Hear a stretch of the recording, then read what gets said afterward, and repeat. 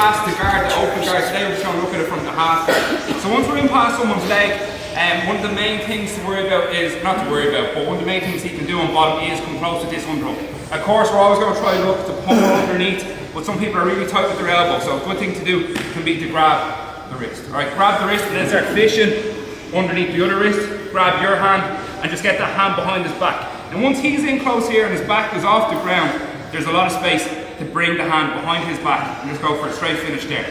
If his back is on the ground, okay, not going to be near as easy to finish him off here, but he's not closing the distance on us with the underhook anymore either. Okay, so he's just going to keep his elbow in tight here, be up on his side a little bit, just catch your hand here, straight through, dig, and join your hand to your wrist here. Hand comes up behind the back, towards the back of his head. Again, better to finish this one if you're in side control or something like that, but it's just going to be the start position and getting to use that Kimura from here. Alright, give it a try on two. 1, 2. Okay, so that one, again, we're trying to catch him when his back is off the ground, more chance of finishing it. But if you give him the chance of getting his back off the ground, sometimes it can be hard to grab that wrist before he gets too close to you, and then it's hard to do anything. So better to grab it early. Grab the wrist early and start to go. As soon as he knows that you're going after that arm, he's probably going to put his back onto the ground. Okay, so this is quite often where we'll find ourselves. With his hand, his back on the ground, and our own wrist. We're going to do the Kimura roll again. So we're going to go off the far side. Only difference this time is when we go and do a roll over shoulder, he has our leg. So we can start to free that up with our other leg. So as we go, maybe you can get your leg out a little bit. You can stomp on his other leg here. Come over the top. Keep the pressure on the wrist. Keep his elbow, okay? If you let him have control of his elbow, he's going to be able to turn too easy. So keep your chest in behind that elbow. Keep the pressure on his wrist. The other one has to grab on. This, when you're not resisting, is okay, but when he's resisting, you need the tension on it. Get that one, reinforce it with the other one, and push it down. Then we can go where we want from there. We can turn in, come up with the arm, attack the arm. You can let him come up into you, pivot into the space, arm bar, maybe start to take the back, etc. But we're just getting past the guard, and we have his arm. So we have him here. Start to roll over his shoulder. Maybe your leg comes out. If it doesn't, start stepping on it. His leg with the sole of your other foot. Kick it out. Keep the tension and keep the elbow. And then from there, if you're not too sure what to do, just come up on top. If you know some attacks from down there, work them in. Alright, on two guys. 1, 2.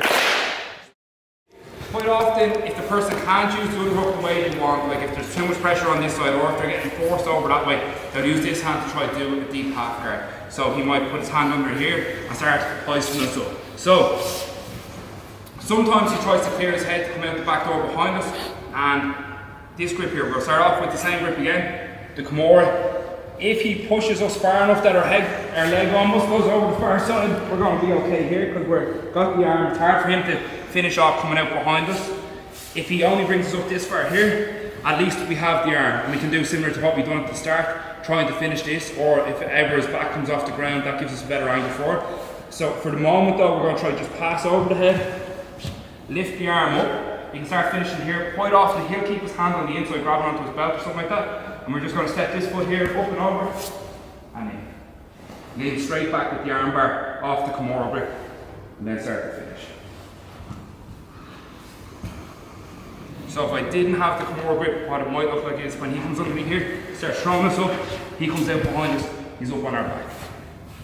If he doesn't go that far, we still have the Kimura to control him, or we can try to put ourselves that far ourselves. So we have the grip here. His arm on this side here is getting shut down. He starts trying to use the other free arm he has.